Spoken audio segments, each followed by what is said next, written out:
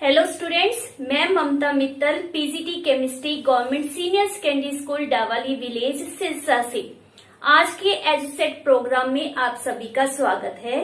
आज हम mainly discuss करेंगे कि विलयन क्या है, उसके गुण कौन कौन से हैं तथा विलयन की सांद्रता किसे कहते हैं और कुछ ऐसे सवाल जो सांद्रता के साथ जुड़े हुए हैं। तो हमने जैसे पिछले लेक्चर में पढ़ा था विलयन क्या होता है, पहले हम उसकी परिभाषा को समझेंगे। विलयन बेटा दो या दो से अधिक पदार्थों का समांगी मिश्रण होता है। जैसे हम बात करें नल के पानी की, तो जो नल का पानी होता है वह भी एक विलयन है। क्यों? क्योंकि उसमें बहुत से खनिज पदार्थ घुले हुए होते हैं। अगर हम बात करते हैं नींबू जल, सोडा जल, तो ये भी क्या है, यह विलयन ही है। विलयन बनाने के लिए हम क्या करते हैं, विलेय तथा विलायक को एक दूसरे में मिक्स किया जाता है। नींबू जल बनाने के लिए हमने क्या किया, नींबू का रस, नमक, चीनी को पानी के अंदर घोल दिया। इसी तरह से सोडा जल बनाने के लिए हम क्या करते हैं, CO2 गैस, चीनी को जल के अंदर घोलते हैं। तो इस तरह से जो हमारे पास मिश्रण तैयार होता है वह समांगी मिश्रण होता है और उसे हम नाम क्या देते हैं, विलयन का। विलयन के अंदर कण जो होते हैं वह सभी जगह पर एक समान वितरित होते हैं। जैसे जब हम नींबू जल को पीते हैं तो क्या हमें ऐसा महसूस होता है कि यहाँ पर सिर्फ नींबू का टेस्ट आ रहा है, यहाँ सिर्फ चीनी का टेस्ट आ रहा है या नमक का आ रहा है? नहीं, हम जब नींबू जल को पीते हैं तो हमें सदैव एक जैसा टेस्ट ही महसूस होता है। क्यों होता है? क्योंकि उसके अंदर वेदर वो चीनी है, नमक है, नींबू है, समान रूप से पानी के अंदर वितरित हो गया होता है। इसी कारण हमें एक जैसा टेस्ट नजर आता है। यही आप तब महसूस करते हो जब आप सोडा जल पीते हो, उसमें भी हर एक जगह के ऊपर आपको एक जैसा टेस्ट ही महसूस होता है। तो ये हमारे पास मेन पॉइंट है कि जो विलयन होता है उसके अंदर कण एक समान रूप से वितरित होते हैं। विलयन आपको पता है हम दो भागों में बांटते हैं, विलेय तथा विलायक। विलयन का वह घटक जिसकी मात्रा दूसरे से अधिक होती है, जो दूसरे घटक को विलयन में मिलाता है, उसे हम नाम क्या देते हैं, विलायक का। जबकि विलयन का वह घटक जो प्राय कम मात्रा में होता है तथा विलायक में घुला हुआ होता है, उसे हम नाम क्या देते हैं, विलेय का। जैसा कि हमने चीनी का घोल या फिर नमक का घोल तैयार करना है तो उसमें हम क्या करते हैं, चीनी को जल में मिक्स करते हैं या फिर नमक को जल में मिक्स किया जाता है। तो इसमें नमक कम मात्रा में लिया जाता है और जो पानी होता है उसको हम अधिक मात्रा में लेते हैं। तो हमारे पास चीनी क्या है, विलेय, तथा पानी क्या होता है, विलायक। उसी तरह नमक के घोल में नमक क्या होता है, विलेय, तथा पानी जो होता है वह होता है विलायक। जब भी हम विलयन के बारे में सोचते हैं तो हमारे माइंड में आता है कि विलयन हमेशा एक तरल पदार्थ होगा, परंतु ऐसा नहीं है। अवस्था के आधार के ऊपर विलयन तीन प्रकार के होते हैं, ठोस विलयन, द्रव विलयन तथा गैसीय विलयन। ठोस विलयन में हमारे पास क्या एग्जाम्पल आती है, जैसे हम बात करते हैं मिश्र धातु की। मिश्र धातु मीन्स क्या होता है, दो या दो से अधिक धातुओं का समांगी मिश्रण होता है। जैसे हम एग्जांपल लें पीतल की, पीतल बनाने के लिए 30% जिंक तथा 70% कॉपर का उपयोग किया जाता है। तो यह कह सकते हैं कि इसमें जो जिंक है वह विलेय के रूप में कार्य करता है और जो कॉपर है वह विलायक के रूप में कार्य करता है। ये तो था हमारा ठोस विलयन। सेकेंड हमारे पास टाइप है द्रव्य विलयन। द्रव्य विलयन बनाने के लिए हम ठोस को द्रव में, द्रव को द्रव में तथा गैस को द्रव में मिक्स करते हैं। जैसे हमारे पास ठोस को द्रव में मिक्स करने की एग्जांपल है, दैट इज चीनी का घोल, नमक का घोल, या फिर आपने नॉर्मली सुना होगा टिंचर आयोडीन। टिंचर आयोडीन क्या होता है, इसमें आयोडीन को अल्कोहल में मिक्स किया जाता है। तो इस तरह से आयोडीन जो कि ठोस अवस्था में है वह विलेय के रूप में कार्य कर रहा है, और अल्कोहल जो द्रव अवस्था में है वह विलायक के रूप में कार्य करता है। और हमारे पास जो घोल तैयार होता है, जो टिंचर आयोडीन बनता है, उसकी अवस्था क्या होती है, द्रव। नेक्स्ट हमारे पास एग्जाम्पल है द्रव को जब द्रव में मिक्स किया जाता है। जैसे अल्कोहल को हम पानी में मिक्स करें तो हमारे पास क्या बन जाएगा, द्रव को द्रव में मिक्स करके बना हुआ विलयन। थर्ड हमारे पास एग्जाम्पल है गैस को जब द्रव में मिक्स किया जाता है।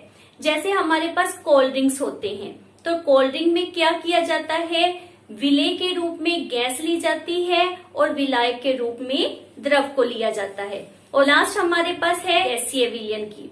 गैसीय विलयन में क्या एग्जाम्पल आती है, वायु। आपको पता है वायु में हमारे पास बहुत सी गैसें मिक्स होती है, जैसे उसमें आर्गन, नाइट्रोजन, CO2, ऑक्सीजन, बहुत सी गैसों का वह मिश्रण होता है। तो वह हमारे पास क्या है, गैसीय विलयन। आप सबको पता है वायु में सबसे अधिक मात्रा नाइट्रोजन गैस की होती है। कितनी परसेंटेज होती है उसकी, 78%। ऑक्सीजन सिर्फ 21% पाया जाता है, और रिमेनिंग गैसों की परसेंटेज जो होती है वह बहुत ही कम होती है। तो वायु में नाइट्रोजन गैस विलायक के रूप में कार्य करती है, और अन्य गैसें जो होती हैं वह विलेय के रूप में कार्य करती हैं। इस तरह से अवस्था के आधार पर विलयन हमारे पास 3 तरह के होते हैं, ठोस विलयन, द्रव विलयन तथा गैसीय विलयन। तो अभी जो हमने एग्जाम्पल्स की उसके बेसिस के ऊपर हम विलयन के गुणों को डिसाइड कर सकते हैं। हमारे पास विलयन के कौन कौन से गुण हैं। पहला गुण कि विलेय का जो आकार होता है वह बहुत ही छोटा होता है। विलेय का आकार इतना छोटा होता है कि आप उनको आंखों से नहीं देख सकते। सेकंड, इसकी जो गुण है, जो प्रॉपर्टी है वह यह है कि यह एक समांगी मिश्रण होता है। इसके अंदर विलेय के कण समान रूप से वितरित होते हैं। थर्ड पॉइंट, विलेय का आकार छोटा होने के कारण यह प्रकाश की किरणों को फैलाता नहीं है, जिसे हम कहते हैं टिंडल प्रभाव। टिंडल प्रभाव विलयन के द्वारा नहीं दर्शाया जाता क्योंकि इसके कण बहुत ही छोटे होते हैं। इसीलिए जब आप विलयन में से प्रकाश की किरणों को गुजारते हो तो प्रकाश का जो रास्ता है या पथ है वह नजर नहीं आता। फोर्थ पॉइंट, विलेय के जो कण होते हैं, जैसे हमने पहले कहा कि यह आंखों के द्वारा दिखाई नहीं देते, इसलिए अगर हम कहें कि छानन विधि के द्वारा हम विलेय तथा विलायक को अलग कर सकते हैं तो यह पॉसिबल नहीं है। छानन पत्र के द्वारा यदि हम चीनी के घोल को छानते हैं तो हम क्या देखते हैं कि कोई भी विलेय पदार्थ आपको छानन पत्र के ऊपर दिखाई नहीं देता। कारण क्या है कि विलेय के कण बहुत ही छोटे होते हैं। लास्ट पॉइंट, यदि हम विलयन को एज सच छोड़ दें, मीन्स शांत अवस्था में रख दिया जाए, तो विलेय के कण नीचे नहीं बैठते। इसका मतलब क्या है कि जो विलयन होता है वह स्टेबल है, वह स्थिर होता है। इसी कारण विलेय के कण जो हैं वो नीचे नहीं बैठते। विलयन तैयार करने के लिए हम विलेय तथा विलायक की मात्रा को अपनी इच्छा के अनुसार ले सकते हैं। मान लेते हैं कि 1 गिलास पानी है और हमने चीनी का घोल तैयार करना है, तो उसमें हम 1 चम्मच चीनी भी मिला सकते हैं, 2 चम्मच, 3 चम्मच, 4 चम्मच। तो ये हमारी इच्छा होगी कि हम चीनी का घोल तैयार करने के लिए उसमें कितने चम्मच चीनी के मिक्स कर रहे हैं। तो विलेय की मात्रा के ऊपर आधारित हमारे पास विलयन डिफरेंट टाइप्स के होते हैं। जैसे कि फर्स्ट वन है हमारे पास तनु विलयन। तनु विलयन कब तैयार होता है? जब मान लेते हैं हमारे पास 1 गिलास पानी के अंदर चीनी की बहुत ही कम मात्रा मिक्स की जाए। या कोई अन्य विलेय उसकी बहुत ही कम मात्रा मिक्स की जाए। मान लेते हैं हमने 1 चम्मच चीनी को इस गिलास में मिक्स किया है, तो अब हमारे पास विलेय बहुत कम मात्रा में है, इसलिए हम इस विलयन को नाम क्या देंगे, तनु विलयन का। और यदि 1 गिलास पानी, उसके अंदर जो हम चीनी मिक्स कर रहे हैं उसकी मात्रा बहुत अधिक हो, मान लेते हैं इसमें मैंने 4 या 5 चम्मच चीनी के मिक्स किए हैं, तो हमारे पास जो विलयन तैयार होगा, क्योंकि इसमें अब क्या कह रहे हैं, विलेय बहुत अधिक मात्रा में है, 4 चम्मच 5 चम्मच या इससे अधिक, क्लियर। तो हमारे पास जब विलेय अधिक मात्रा में होता है तो उसे नाम दिया जाता है सांद्र विलयन का। थर्ड टाइप है संतृप्त विलयन की। संतृप्त विलयन मीन्स वो विलयन जो तृप्त हो गया। कहने का भाव क्या है कि उसमें विलेय पदार्थ को घोलने की क्षमता जो है वो समाप्त हो जाएगी, वह और अधिक विलेय को अपने अंदर नहीं समा सकता, वह उसको घोलना बंद कर देगा। इट मीन्स क्या परिभाषा दी जाएगी, दिए हुए निश्चित तापमान पर यदि विलयन में विलेय पदार्थ नहीं घुलता है तो उसे संतृप्त विलयन कहते हैं, तथा संतृप्त विलयन से ही हमें विलेय पदार्थ की घुलनशीलता का पता चलता है। विलेय पदार्थ की घुलनशीलता से क्या भाव है, विलेय पदार्थ की वह मात्रा जो दिए गए निश्चित ताप पर संतृप्त विलयन में उपस्थित है उसे विलेय पदार्थ की घुलनशीलता कहते हैं। असंतृप्त विलयन, फोर्थ हमारी टाइप क्या है, असंतृप्त। इट मीन्स क्या होगा, संतृप्त से ऑपोजिट, जिसमें विलेय पदार्थ घोलने की क्षमता होती है। जैसे अभी हमने बात की तनु विलयन की, तो तनु विलयन में अभी कैपेसिटी है, अभी क्षमता है कि वो विलेय को अधिक मात्रा में अपने अंदर घोल सकता है। तो असंतृप्त विलयन क्या होते हैं, उनकी क्या परिभाषा है, दिए गए निश्चित तापमान पर यदि एक विलयन में विलेय पदार्थ की मात्रा संतृप्तता से कम है तो उसे असंतृप्त विलयन कहा जाता है।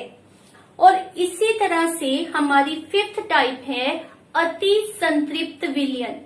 अति मीन्स संतृप्तता से अधिक। जब आपके पास विलयन संतृप्त हो जाए मीन्स विलयन की क्षमता विलेय को घोलने की खत्म हो जाए, समाप्त हो जाए, उसके बाद भी आप अगर चीनी को या किसी तरह के विलेय को विलयन में मिक्स करते हो तो क्या होगा, विलेय नीचे तल पर बैठ जाएगा, वह घुलेगा नहीं। तो उसे हम नाम क्या देते हैं, अति संतृप्त विलयन का। तो इसकी परिभाषा क्या है, यदि एक विलयन में विलेय पदार्थ की मात्रा संतृप्तता से अधिक है तो उसे अति संतृप्त विलयन कहा जाता है। और आपने कभी नोटिस किया है कि जब हमने संतृप्त चीनी का घोल तैयार कर लिया, मान लेते हैं रूम टेम्परेचर, कमरे के तापमान के ऊपर हमने संतृप्त चीनी का घोल तैयार कर लिया और उसको बाद में रेफ्रिजरेटर के अंदर रख देते हैं।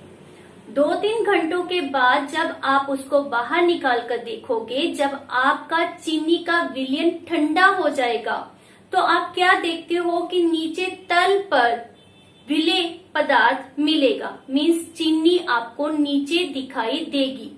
तो यह चीनी कहाँ से आई, जब आप तापमान को बदलते हो तो विलयन की क्षमता में बदलाव आता है। ठंडा करने पर विलेय की क्षमता कम हो गई, इसी कारण हमें विलयन के अंदर चीनी नजर आती है। तो यहाँ पर तापमान एक बहुत ही डिसाइडिंग फैक्टर होता है जो डिसाइड करता है कि घोल संतृप्त होगा या फिर असंतृप्त। इसीलिए जब आपने परिभाषा देनी है तो तापमान को जरूर मेंशन करना है। नेक्स्ट है हमारे पास विलयन की सांद्रता। विलयन की सांद्रता से क्या अभिप्राय है, की मात्रा में घुले हुए विलेय पदार्थ की मात्रा को विलयन की सांद्रता कहते हैं। इस सांद्रता में आप विलयन या विलेय को द्रव्यमान या आयतन किसी भी रूप में ले सकते हैं। तो हमारे पास सांद्रता को दर्शाने के लिए बहुत सी विधियां हैं, लेकिन हमारे 9th सिलेबस में हम सिर्फ 3 विधियों को ही मेंशन कर रहे हैं और यह तीनों विधियां प्रतिशत के ऊपर आधारित हैं। तो ये कौन सी विधियां हैं, उनको हम 1 बाय 1 डिस्कस कर रहे हैं। सबसे पहले है द्रव्यमान अपॉन विलयन के द्रव्यमान प्रतिशत। इट मीन्स हमने क्या करना है, विलेय पदार्थ का द्रव्यमान वटा विलयन का द्रव्यमान गुना 100। प्रतिशत जब भी हम निकालते हैं तो हम क्या करते होते हैं, गुना 100 के साथ। तो इसीलिए हमने गुना 100 हर एक मेथड में देना है, क्योंकि हमारे तीनों ही मेथड किसके हैं, प्रतिशत के। हमारे पास यहाँ पर क्या मेंशन किया गया है, विलेय का द्रव्यमान और अपॉन में विलयन का द्रव्यमान। तो यहाँ पर द्रव्यमान या भार या इंग्लिश में उसे हम नाम क्या देते हैं, वेट। इसीलिए यहाँ पर हम इसे W अपॉन W भी लिख सकते हैं।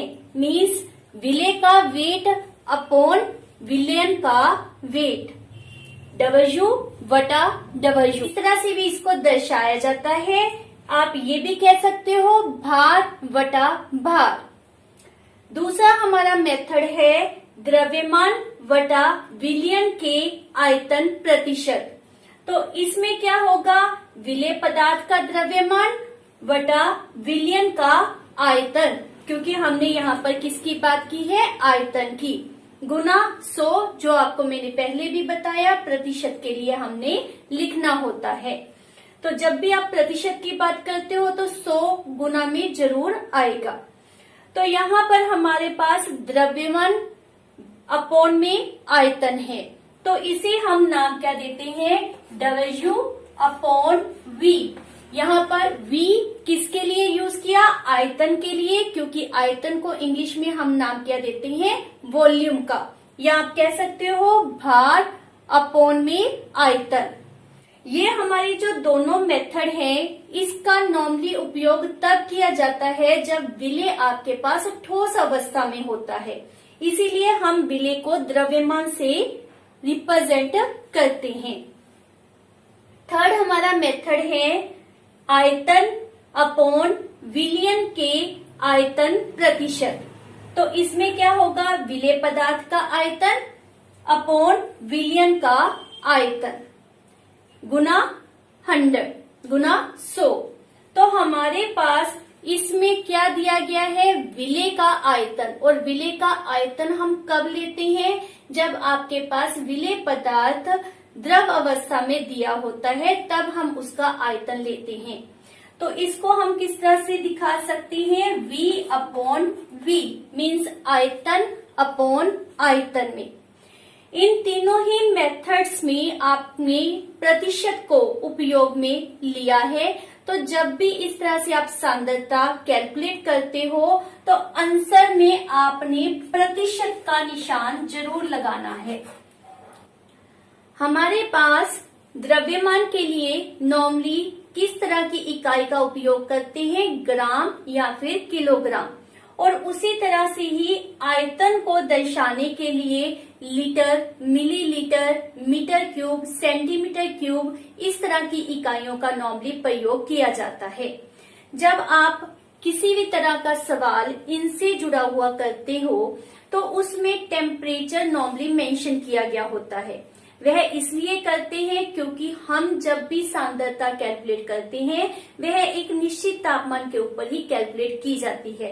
लेकिन जो हमारा फार्मूला है उसमें आप देख रहे हो कि कहीं पर भी तापमान का उपयोग नहीं होता। तो उस वैल्यू को आपने सवाल में सिर्फ रीड करना होता है, उसको अपने फार्मूले में कहीं पर भी यूज नहीं करना है। तो अब हम करते हैं इसके साथ जुड़े हुए सवाल। तो चलते हैं पहले प्रश्न की तरफ। और हमारे पहले प्रश्न में क्या दिया गया है, सोडियम क्लोराइड के 36 ग्राम को 293 केल्विन तापमान पर 100 ग्राम जल में घोलकर संतृप्त घोल तैयार किया गया है। इसकी सांद्रता ज्ञात कीजिए। तो हमारे इस सवाल में हमें सोडियम क्लोराइड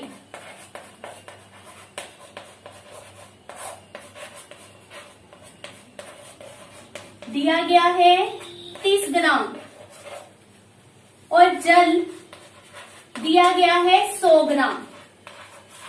तापमान आपको एक फिक्स दिया हुआ है, उसकी हमें जैसा कि अभी आपने देखा सांद्रता कैलकुलेट करने में जरूरत नहीं होती, क्योंकि हमने कहा था कि एक निश्चित तापमान के ऊपर ही सांद्रता को कैलकुलेट किया जाता है, इसीलिए आपको तापमान यहाँ पर दिया गया है। तो इसमें आपके पास सोडियम क्लोराइड क्या है, विलेय, और जल हमारे पास क्या होता है, विलायक।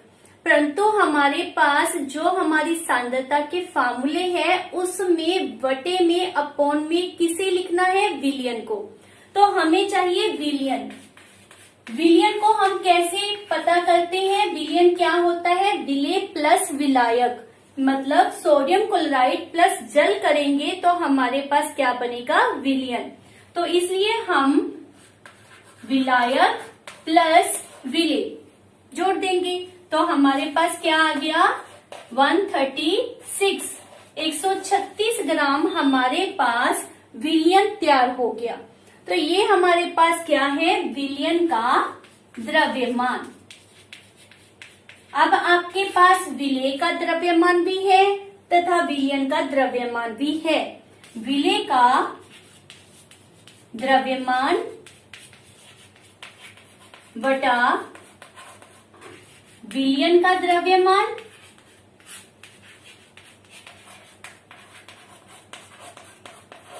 गुना 100। तो विलेय जो सोडियम क्लोराइड है उसका द्रव्यमान हमारे पास 36 दिया गया है। विलयन का द्रव्यमान अभी हमने निकाला, कितना आ गया, 136 गुना 100। और आप इसको जब सॉल्व करोगे, इसको सॉल्व करना बिल्कुल आसान है। आपके पास यहाँ पर कितना आ गया, 18, और इसी तरह से ये भी 2 के टेबल के ऊपर जा रहा है। ये हमारे पास कितना आ गया, 68। अगेन 2 के टेबल पर ये आपके पास 9 आ जाएगा और ये आ जाएगा 34।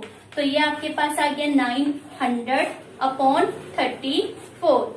और इसको जब आप एक दूसरे से डिवाइड करोगे तो आपके पास कितना आ जाएगा, 26.47%, 26.47%, जो आप इजीली निकाल कर देख सकते हो।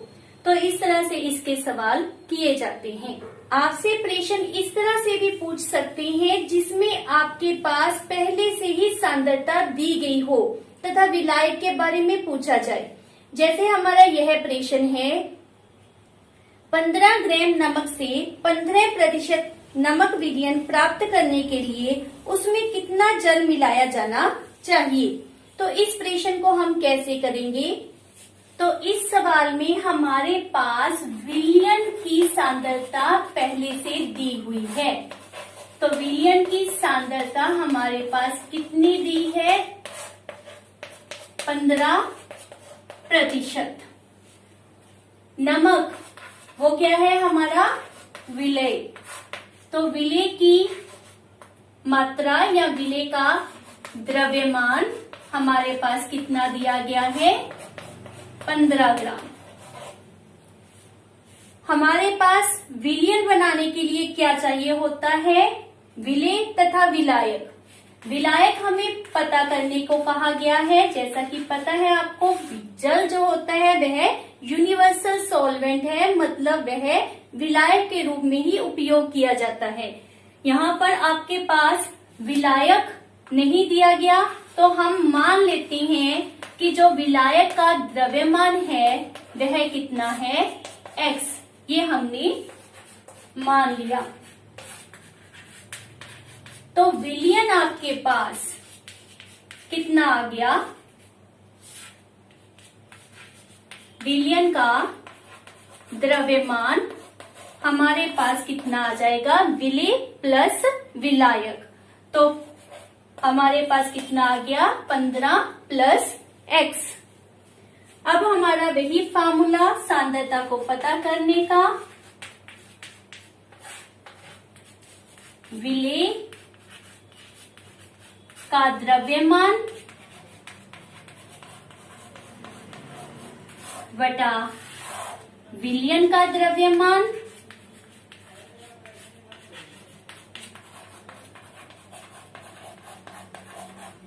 गुना 100। तो ये हमारे पास दिया गया है 15, यह भी 15 दिया है हमें, और यह हमारे पास कितना आ गया 15 प्लस x गुना 100। अब जब इसको लेफ्ट साइड के ऊपर लेकर जाएंगे तो हमारे पास यहाँ पर इसको मैं सॉल्व कर रही हूँ, क्या आ जाएगा 15 प्लस x, और जब इसको यहाँ पर राइट साइड पर लेकर आएंगे तो 15 बटा 15 हमारे पास कैंसिल आउट हो जाएगा, तो यहाँ पर क्या रह गया हमारा सिर्फ 100। x हमारे पास कितना आ जाएगा 100 माइनस 15, तो x हमारे पास कितना आ गया 85 ग्राम, 85 ग्राम। तो ये हमारे पास क्या है विलायक का द्रव्यमान। तो इसी तरह से बेटा आप किसी भी तरह से ये सवाल आपको आ जाए आप आसानी से कर सकते हो। अब हमारा नेक्स्ट सवाल, तो यह सवाल हमें क्या बता रहा है, प्रज्ञा ने 4 अलग अलग पदार्थों की घुलनशीलताओं को अलग अलग तापमान पर जांचा और नीचे दिए गए आंकड़ों को प्राप्त किया। ये वाले आंकड़े प्राप्त हुए परिणामों को 100 ग्राम जल में विलेय पदार्थ की मात्रा जो संयुक्त विलयन बनाने हेतु पर्याप्त है निम्नलिखित तालिका में दर्शाया गया है। तो यहाँ पर क्या कह रही है कि यहाँ पर संतृप्त घोल बनाया गया है, उसका तापमान आपको बताया गया है और विलायक की मात्रा, जल की मात्रा यहाँ पर उन्होंने मेंशन की है 100 ग्राम ली गई है, जिसके द्वारा इन चीजों को मिक्स करने से आपके पास संतृप्त विलयन तैयार होता है। तो ये हमारे 4 कौन कौन से विलेय यूज किए गए हैं, potassium nitrate, sodium chloride, potassium chloride, ammonium chloride. इन 4 विलेय को 100 ग्राम जल जो कि विलायक के रूप में काम कर रहा है उसमें मिक्स करके संतृप्त घोल डिफरेंट टेम्परेचर के ऊपर तैयार किया गया है। जैसा हम अगर पोटाशियम नाइट्रेट की बात कर रहे हैं तो जैसे जैसे टेम्परेचर बढ़ रहा है वैसे वैसे हम क्या देख रहे हैं कि उसमें विलेय पदार्थ की मात्रा भी बढ़ रही है। जैसा हमने पहले कहा था तापमान बदलने से पदार्थ की घुलनशीलता दिए हुए विलयन में बदल जाती है। विलायक यहाँ पर 100 ग्राम ही रहा, लेकिन इसमें अब विलेय को घोलने की क्षमता जो है वो तापमान बढ़ने पर बढ़ जाती है, जिसके कारण 283 केल्विन के ऊपर यह सिर्फ 21 ग्राम पोटाशियम नाइट्रेट को अपने अंदर घोल रहा था, जबकि 353 केल्विन 353 केल्विन के ऊपर 167 ग्राम पोटाशियम नाइट्रेट को यह घोल सकता है। तो तापमान इंक्रीज करने पर आपके पास विलायक की क्षमता में भी डिफरेंस आ जाता है, चेंजेस आ जाती है। तो ये तो था हमारा थ्योरी का पॉइंट ऑफ व्यू, लेकिन यहाँ पर हमारे पास क्या प्रश्न पूछा गया है। इसका फर्स्ट पार्ट है 50 ग्राम जल में 313 केल्विन पर पोटाशियम नाइट्रेट के संतृप्त विलयन को प्राप्त करने हेतु कितने ग्राम पोटाशियम नाइट्रेट की आवश्यकता होगी। तो आपके पास यहाँ पर कितने ग्राम ऑफ जल में विलेय को घोला गया था 100 ग्राम में। 100 ग्राम में 313 केल्विन तापमान के ऊपर पोटाशियम नाइट्रेट 62 ग्राम्स घोला गया है और हमसे प्रश्न पूछा गया है 50 ग्राम के लिए। तो हम इसको किस तरह से सॉल्व करेंगे, हम इस जगह को रब कर लेते हैं। हमारे पास क्या दिया गया है 100 ग्राम जल में 313 केल्विन तापमान पर संतृप्त विलयन के लिए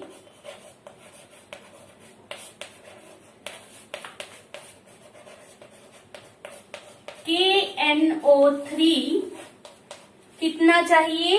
62 ग्राम्स। क्लियर? और प्रेषण हमारे पास 50 ग्राम के लिए किया गया है। तो उसके लिए हम कैसे करेंगे? 62 अपॉन में 100 और गुना में 50। तो ये हमारे पास कितना आ जाएगा? 31 ग्राम्स। हमारा दूसरा प्रेषण है प्रज्ञा 353 केल्विन पर पोटाशियम क्लोराइड का संतृप्त विलयन तैयार करती है और विलयन को कमरे के तापमान पर ठंडा होने के लिए छोड़ देती है। जब विलयन ठंडा होगा तो क्या अवलोकित करेगी? स्पष्ट करिए। तो जैसा हमने अभी देखा था, जैसे जैसे तापमान बढ़ता है विलेय पदार्थ की घुलनशीलता बढ़ती जाती है, लेकिन यहाँ प्रज्ञा ने क्या किया है? तापमान को कम किया है। तो यदि तापमान को कम करेंगे तो घुलनशीलता कम हो जाएगी, जिसके कारण हमारे पास पोटाशियम क्लोराइड, प्रेषण हमारा पोटाशियम क्लोराइड के लिए है, तो पोटाशियम क्लोराइड का क्या होगा? क्रिस्टलीकरण, वह आपको तल पर दिखाई देना शुरू हो जाएगा। तो हमने इसमें क्या लिखना है कि हमारे पास पोटाशियम क्लोराइड के क्रिस्टल बनने शुरू हो जाएंगे। थर्ड हमारा प्रेषण है 293 केल्विन पर प्रत्येक लवण की घुलनशीलता का परिकलन करें। इस तापमान पर कौन सा लवण सबसे अधिक घुलनशील होगा? तो यहाँ पर हमारे पास, जैसा हमने पहले किया था, घुलनशीलता के बारे में पूछा गया है और हमने इन सभी पदार्थों की घुलनशीलता बतानी है। तो इसके लिए हम क्या करेंगे? तो जैसा कि सबसे पहले आपने तापमान देखना है, हमने किस तापमान पर जांच करनी है? 293 केल्विन पर। तो सबसे पहले हम कर रहे हैं घुलनशीलता की जांच पोटाशियम नाइट्रेट के लिए। तो 100 ग्राम जल में potassium nitrate, clear? Potassium nitrate means KNO3 की घुलनशीलता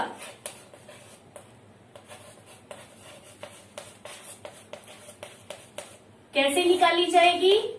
हमारे पास कितना दिया गया है? 32 ग्राम। कितने में डिसॉल्व हो रहा है? 100 ग्राम में, गुना 100। तो इससे हमारे पास क्या आंसर आ गया? 32 ग्राम। ये हमारे पास पोटाशियम नाइट्रेट की घुलनशीलता है। इसके बाद हमारे पास कैलकुलेट कर रहे हैं 100 ग्राम जल में सोडियम क्लोराइड की घुलनशीलता। तो हमारे पास वो कितनी दी गई है? 36। तो इसको भी हमने उसी तरीके से सॉल्व करना है। हमारे पास कितना आ गया? ये 36 ग्राम। नेक्स्ट है हमारे पास potassium chloride, potassium chloride KCl। उसके लिए हमारे पास कितना दिया गया है? 35। तो इसको भी हम इसी तरीके से करेंगे और हमारे पास घुलनशीलता कितनी आ गई? 35 ग्राम। लास्ट है हमारे पास अमोनिया क्लोराइड, अमोनिया क्लोराइड। उसकी हमारे पास कितनी वैल्यू दी गई है? 37। तो उसको भी इसी तरीके से हमने करना है और ये हमारे पास उसकी घुलनशीलता आ जाएगी। तो इस तरह से आपने घुलनशीलता कैलकुलेट करनी। फोर्थ हमारा प्रेषण है तापमान के परिवर्तन में लवण की घुलनशीलता पर क्या प्रभाव पड़ता है। तो जैसे हमने तालिका में पहले भी चेक किया है कि जैसे जैसे तापमान को इंक्रीज करते हैं, बढ़ाया जाता है, घुलनशीलता बढ़ती जाती है। तो इसका मतलब क्या है, घुलनशीलता इन सब के लिए, इन चारों पदार्थों के लिए घुलनशीलता तापमान के समान अनुपाती है। मीन्स यदि तापमान को बढ़ाया जाएगा तो घुलनशीलता भी बढ़ती जाएगी। तो आपके पास इस तरह का कोई भी प्रश्न आ जाए, आप इजीली उसको कर सकते हैं। ये नहीं सोचना कि ये क्वेश्चन बहुत लेंथी दे दिया, इसमें तालिका दी गई है तो हम नहीं कर सकते। ये अगर आपने फार्मूले अच्छी तरह से किए हैं तो आपके लिए इनको करना बहुत ही आसान होगा। तो आपने इन सभी के जो सूत्र हमने किए थे, फार्मूले किए थे, उनको अच्छी तरह से लर्न करना है। Thank you for watching my video.